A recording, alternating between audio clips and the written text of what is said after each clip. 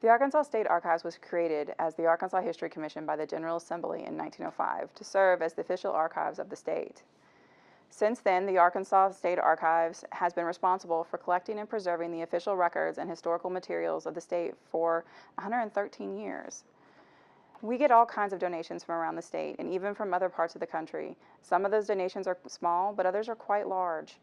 Donations can include documents, records, artifacts, and photographs. We have several large photograph collections, estimated in all over 500,000 images. These images are from all over Arkansas and from Arkansans that have traveled the world. Some of the photograph collections we hold come from well-known professional photographers from around the state.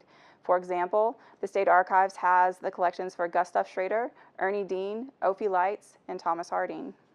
We also hold the photograph collection from the book Persistence of the Spirit, The Black Experience in Arkansas. The collection is made up of negatives and photograph proofs. The types of negatives vary from glass plates to nitrates to acetate negatives.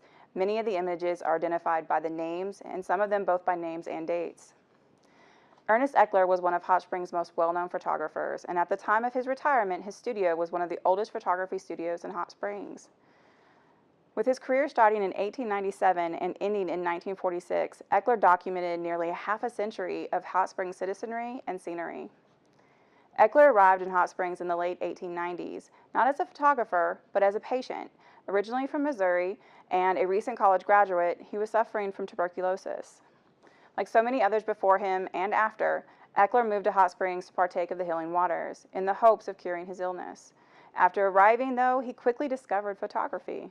His first official job as a professional photographer was for the Missouri Pacific Railroad, for whom he took scenic photographs to be used in advertising. He told a reporter once that he was given a horse and buggy by the railroad for traveling. In 1897, Eckler purchased a studio and opened for business. As a professional photographer, he focused heavily on portrait photography, both of individuals and families. He was said to have taken more wedding photographs in Hot Springs than in any other photographer, and later commented on this saying, "A bride looks prettier at her wedding than she ever will before or ever will again." Eckler photographed everyday people in Hot Springs: mothers, fathers, children, wedding, military members, graduations, and babies. During World War I, Eckler's advertisements targeted military members and their families. Advertisements stating, "Make the soldier happy with a picture from home, folks. And your friends are proud of you, the cause you serve, and the uniform you wear. They want your photograph. Do it today." During World War II, Second Lieutenant Josephine Parrish, who was born in Stone County, Arkansas, served the Army-Navy Hospital in Hot Springs, where she went to Eckler's studio to get a picture in her military uniform. Now, fellow Army member and Arkansan Noble Mays sent Eckler a letter asking for a copy of Josephine's picture. Eckler kept all of this information together with the original negatives. Eckler eventually participated in some commercial work, photographing Hot Springs buildings and businesses. Towards the end of his career, he began the early work of archiving, asking his patrons to bring in important documents so that he could photograph them and record them for posterity. Eckler sold the photograph studio in 1946.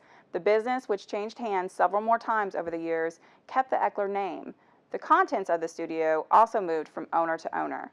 The descendants of the final owner contacted the State Archives in late 2016 to find a permanent home for the material.